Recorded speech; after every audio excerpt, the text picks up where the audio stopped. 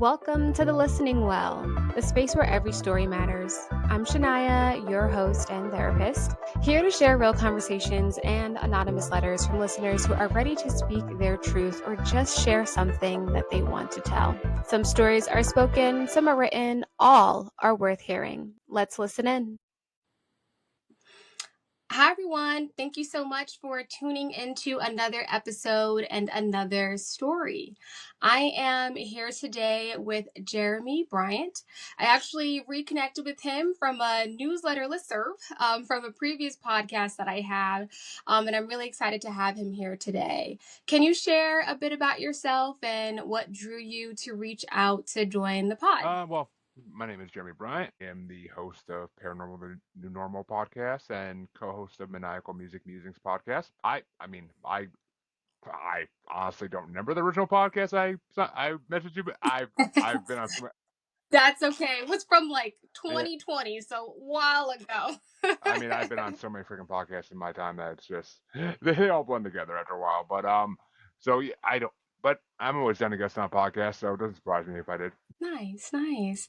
So I would love to just hear like a little bit of background on what feels right or what made you feel like it was kind of the right time to share this particular story that you're going to share today with Well, us. it's not my first time sharing this story by far. My podcast listeners have heard the story probably 100 times over, but it's always a interesting story to kind of introduce people to a certain area that I'm an expert in a way. Okay, okay. Definitely looking forward to bridging in your expertise here so that people have that full context of what they can take away from this. So, we'll move into our storytelling segment. So, what moment or story from your life feels important to tell here that maybe some of your listeners have already heard? Well, I am gonna go into full detail on the story of living in a Yeah. possessed house, which Okay. and I say possessed because I do not like the term haunted house. It's just negative. Um, why Mhm. manifest something you don't want to manifest?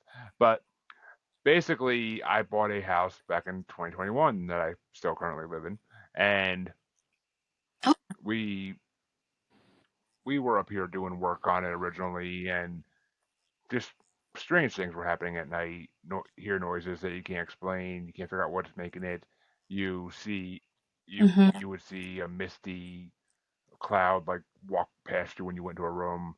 It just a lot of weird Okay. things. So couldn't Yeah. think anything of it really, but we moved into the house, and shortly after, people started saying they were seeing a shadow figure walking up and down the hallway and into the kitchen. And from there, it got to the point where just like you'd hear noises, like if you're in the basement, you'd hear someone walking upstairs when there's no one upstairs. So, you know, Okay. Ooh, that would freak me out. it's definitely freaky. People would feel like they're being touched or having their hair pulled, even though like no one was around to do it. Just a lot Mhm. of similar things to that. And we also at the time had chickens, a lot of them, all gone now, but we had a lot back then. And basically, we had them in the back of the garage and like this built-on extension, and it's strange because we had guinea fowls with them too, and all of a sudden chickens started dying. Wasn't sure why. Okay. That sounds Wasn't sure why. We thought maybe the guinea hens were killing them or something. They were bullying them, but just they never really lined up. So eventually, I brought in a team of paranormal investigators that are local to the area. This is before I ever started okay. my podcast, so I still wasn't like I was in Mhm. the paranormal realm at that point, but not to the degree I am now. And so I brought in these investigators, and they basically confirmed what we knew, that there's spirits in our house. Got to talk to them a little bit, ask some questions, and funny enough, I'm in what is now my son's room. Ask them a question, lights are off. Mhm. They got their other devices going, purple, what do you call it? Strobe light basically going in the background too to try to. I really don't know the hell the purpose of that is, but but I'm asking questions to the spirit, and I'm like, part of me is like, okay, this is Yeah. foolish, and the other part of me is like, all right, let's see what happens. And as I'm doing it, all of a sudden I ask a question about do you like how I fixed up the house and blah blah blah.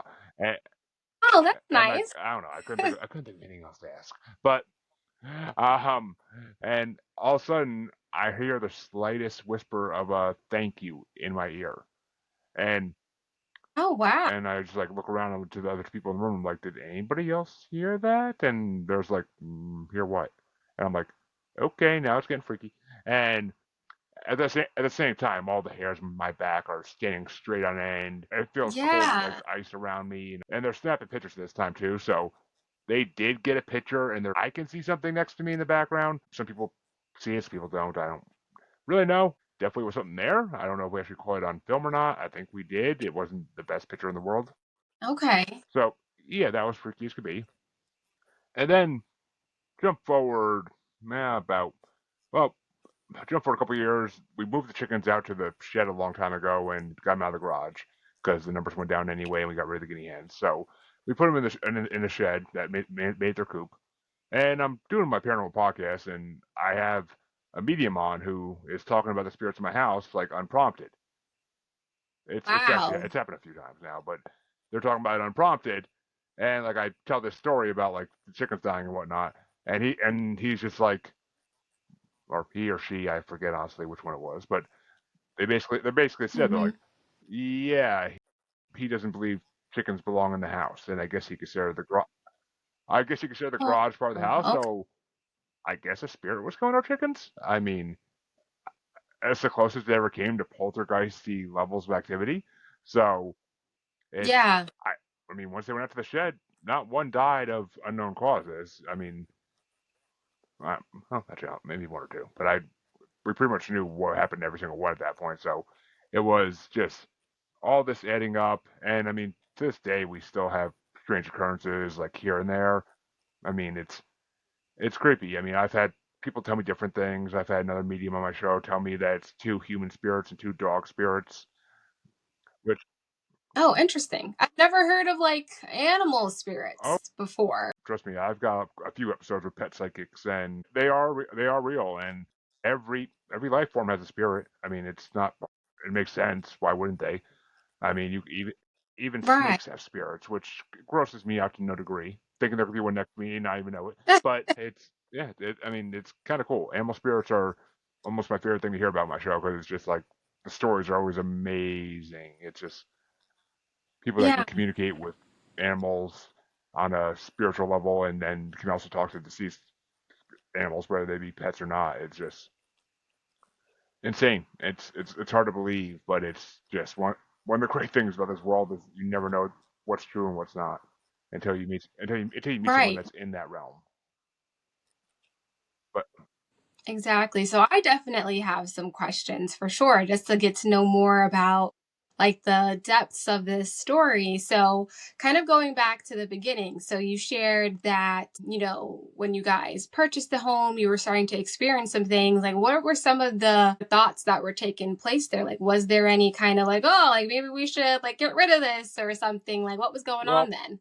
I mean, we got a good deal on the house, so we weren't getting rid of it for nothing. I'll tell you that much. Hmm. But I mean, my wife previously lived in a haunted house in the Bridgewater Triangle for years, Oh, okay. so it's something that she wasn't used to. And the ones down there are a lot worse because they're native spirits, and those are far more poltergeisty. And that movie is damn near realistic, but Well, that's good to know. Might have to rewatch it out of I mean, curiosity. but it's so I mean, it wasn't a big thing to her. The kids dealt with it as they had Mhm. to, and I mean, it was new to me because I never lived in any place that I believed was possessed before. I could have been wrong, but I'd never experienced anything like that. And I mean, and I still like Yeah. I've been told I'm an empath by psychics, but I don't sense it. I sense them, but I don't see them. I don't hear them, except for that one time. Like Hmm. I maybe will like sometimes see something out of the corner of my eye, or I'll see something and think it's like I'll think I didn't see it, but it's livable. I mean, that's the lesson from all this is that people don't need to fear living with spirits. Like they're everywhere. Whether you live Yeah. with them or not, there are spirits who just travel and stop by your house for like a rest, and you might not even know it. That's interesting. Would you say, like, from your experience, like in terms of like spirits stopping and resting, do they like choose particular people that they feel drawn to, comfortable to? Like, is there any decision making process that you're aware of? I would say sometimes. I mean, maybe it's a family Okay. member or an old friend who was that was a big part of their life when they were alive, so they may be drawn to there, or Hmm. maybe a pet they had or whatever. I mean, they could be drawn to a lot of things, objects too, I guess. Um, but from what I mean, and at one point we saged the house at the advice Okay. of a Reiki master I was working with for a long time, and Hmm. and we used the was Santo too. It's a special wood. I'm not saying it right, but Palo Santo. That's okay. Palo Santo, yeah, Palo Santo. Um, we used that as well, and I had a medium on the show like the next day or 2 days after we did that, and I was in my garage at that point podcasting always, and he's like, there it looks like he's like there's a crowd of spirits behind you, and they all look like they're just stoned. They look like they're just stoned walking around. Oh my gosh. Like how does that feel for you on the receiving end for a medium to be telling you that? Like I can't imagine like what I would be feeling outside of fear. I There was no fear. It was just okay. Like I'm like Okay. I'm like they're just chilling. They're not there trying to scare me or trying to hurt me. I mean, Mhm. there's something in the back of my garage that because I used to like face the back of my garage and there's something back there that like makes you like get nervous when you look in the back because it's pure darkness and there's something back there and you could sense it. You just don't go. I just never went back there when it was dark out. Mhm. I'm like I'm good. I'm not tempting anything. Have you looked into like the history of your home, history of the land to maybe kind of learn more about maybe like why it's this maybe like a resting place Uh, for spirit, anything at all? Yeah, basically, well, I mean, my house was built in '64 by a married couple, Oh. and the married couple li- is who's in the house, from what I've been told by multiple people. The couples who's in the house. They built this house. They wanted to stay here, and who are we to? I mean, I've had offers from people to like exercise them out of the house, and I'm just like, Mhm. why? It's technically their house. Why should they have to leave? They're Right. they're not hurting anybody. They're not doing anything to upset the balance. So why should they have to leave? Yeah, that's a really great point. Okay, okay. And then one thing that I'm interested in is what that process looked like to like find paranormal investigators. We always see it on like I know for myself, I watch I used to watch a few like TV shows of things because I was always somewhat interested but never really dived in too much to learn. They've never really showed how people reach out to them, get connected. Like, what was that process like? Well, I did a quick Google search and I found it, but pretty Okay. fast. I mean, I in the, don't think I've in ever Googled it to even know what that would look like. in this day and age, paranormal investigators are like not to belittle them or anything, but they're literally a dime a dozen. There's so many, and Okay. it's a great thing. There's a lot of people out there that want to research the paranormal by investigating different people's complaints in houses and buildings and or graveyards or abandoned buildings, whatever, what have you. But there's so many people that want to do it nowadays. I mean, Facebook or Google, you could find Instagram. I mean, you could find someone almost on any social media thing that's in your area. There's paranormal investigators in every state of this country. In every state, there's multiple groups that are willing to help you, and some will do it for free just to get the try to capture the footage. Others may ask for a donation or charge a small fee, but I mean it's up to you what you trust and what you want to do. But it's the ones I did it for free just because they wanted to be able to have the proof and they wanted to have it as another job on their record. Right, right.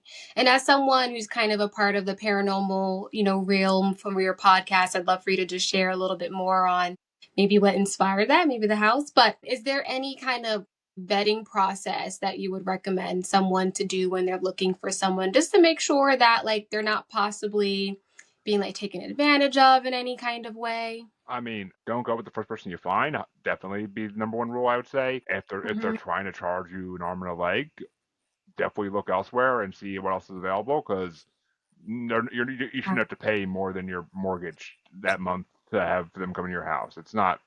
No, unless That's a good point. unless you're getting what's their names from the Conjuring movies. Unless you're getting I can't think of their names, but unless you're getting like world famous psychics or world famous mediums, Right. Like you shouldn't top tier. be paying an entertainment fee. But it's and I mean obviously vet them. You don't want to just let anybody in your house because it could Mhm. easily be a. I mean I don't think it's I never heard this happening per se, but it's a possibility. People just That's good. trying to scout out your house to burglarize it later on in the future. Like Mm. who knows? In this day and age, you can't be too sure about anything on the internet. So definitely vet them out. I mean, Very look at if they have a website, makes them a little more legit. If they have reviews on the website from people they helped in the past, read through the reviews. But I mean, I mean, same as anything. Just do your homework. okay. Thank you. I appreciate you for giving that tidbit. And then did this experience inspire your podcast? Are these things connected in any way? No, I mean, I've been into maybe in a slight bit, but I've been into the paranormal since I was a young child, and wane, Okay. I waned and came back to it again, and then paranormal podcasts, listening to them actually got me back into it completely. And that's where the podcast came from, was Hmm. because I was already podcasting on a group pop culture podcast.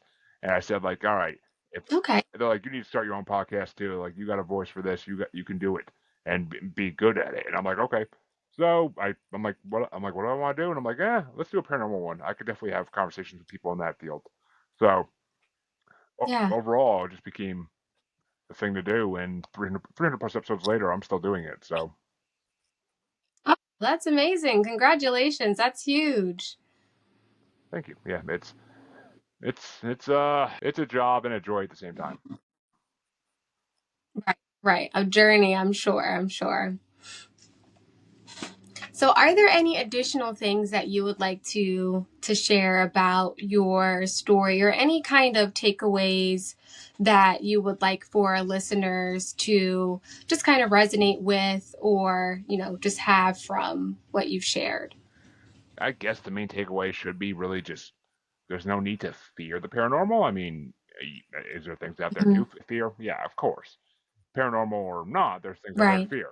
But I mean, if you think your house is possessed or spirits are residing in it, if you have something crawling around your backyard, if you're living some more remote places and you don't exactly know what it is, and you just leave it alone. Like, don't bother it, because then you're just bringing on things on yourself at that point. I mean, Hmm. paranormal's nothing to fear. It's with us on this earth. I mean, whether it's cryptids, spirits, aliens. I mean, all the paranormal realms. They exist to some degree on this earth. They wouldn't be talked about as much as they are Yeah. nowadays if there wasn't some truth to it. So, Right. I mean, Right. so I would just say don't fear it, and be prepared for 2027, because something's going to happen. Nobody seems to know exactly what, but something's going to happen, and most people believe it's extraterrestrial based in nature, but something's going to happen in 2027. Okay, that's a good tidbit. I look forward to any that are comments or things that are shared around that. I've heard like a little bit about that here and there too, so it's interesting to hear that again here too. Yeah, it's just something's going to happen. I don't even want to. It's right before the next presidential election too, which is kind of strange. But we'll see what's supposed to happen. Right. Well, I'll see. So, to kind of close us out a bit, for every episode, I'm going to ask our guests to leave a question for our listeners and for the next person on the show. So, what's one question you like to leave for our listeners and the next person to think about? Hmm. Oh, kind of a that's kind of easy. It's a classic, but if you don't, if you really don't believe the spirits exist, what do you think happens after we leave this plane? Hmm, that's a good question. Simple but thought provoking. Right, right, exactly. And then, as the first guest on the podcast, I have the pleasure of presenting you with a question. So, what is something you wish more people would ask you about and why? Ooh, that is a toughie. I mean, there are so many different things people. Ah, I guess I'll throw. I would honestly say comic books. And you just there's not enough Oh, talk. There's not enough talk about them these days, and to have all this knowledge and no one asking you questions is just like why? Like like what happened? It used to be a huge thing. Like now it's died down. So I guess that'd be it. I honestly don't know. I answer questions so often on podcasts and in life that it's just pretty much everything gets asked about at some point. But that's actually the thing I don't get asked about as much anymore. So it works. okay. If there's maybe one thing that you could share with someone about comic books, like if there was a question of some kind, is there anything that comes to mind that you would like to share? Maybe to get people interested or to talk about it a bit more again? Oh, other than the fact that most people don't realize that a lot of their favorite TV shows come from comic books and not just the ones with guys with capes. Uh, there's a lot of shows out there that are based on comic books and graphic novels, and people don't realize it. They don't realize like they should be paying respect to the original format that was available in, Mm, and see everything that's hidden in that they couldn't convert over to a movie or a show. So right. prime example is Lucifer, but um, other Okay. and the boys, of course. But I mean, I'm pretty sure everybody knows that one. But I mean, it's there's so many more out there that work on books first. So go do your homework. I mean, look into it and see where things come from. Don't just assume they're original ideas because 99% of the time in this world they're not. Right, that's a good point. Well, thank you for sharing that last piece there. That question was definitely off the cuff, so I appreciate it. And I look forward to anyone getting the chance to tune into Jeremy's podcast. We will be sure to link his show in our show notes so that you can check more about what he has going on. And thank you so much for tuning in today. Great to be here and hope everybody gets a little something out of this. I appreciate that so much. Thank you for sharing your story. My Here's the segment of the episode recap. So I don't know about you guys, but I am not very familiar with the supernatural and the paranormal. What I shared in terms of watching a few shows here and there is pretty much the most amount of experience that I have. I have had a few people in my life who are gifted. They might not be super tapped into their gifts in the way where they are a medium. But, just having that, what did he say? Like that empath spirit to be able to kind of be aware of those other things that are in our spaces that might be in other realms. So I'm really interested in maybe hearing what type of stories some of our listeners might have when it comes to your paranormal activity experiences. And if you are tuning in on Spotify, you will have the opportunity for this episode to comment directly. Same thing for YouTube. Let's have conversations. And as we get to build more conversations and have more community, I will be shouting out certain comments from Spotify and YouTube in our shows in this after reflection segment. Thank you so much for tuning in today. I hope that you enjoyed Jeremy's story. We will definitely be having him back on because before we started recording, he shared that he has a couple of different stories in his belt. And I'd love any opportunity to just add to the fabric of the stories that create the world that we live in. So if you are interested, as always, please do not hesitate to email thelisteningwell25@gmail.com to be able to share your story either anonymously to come on to the pod or anonymously to just hear feedback, advice, or whatever that may be. Have a beautiful day and be well. Thanks for joining me at The Listening Well. If you have a story, a secret you've never shared, or a question you'd like advice on, or just something that you would like to share with somebody else, you can send it in anonymously if you wish at the email thelisteningwell25@gmail.com. Every story matters here, and I can't wait to hear yours. Until next time, keep listening and sharing.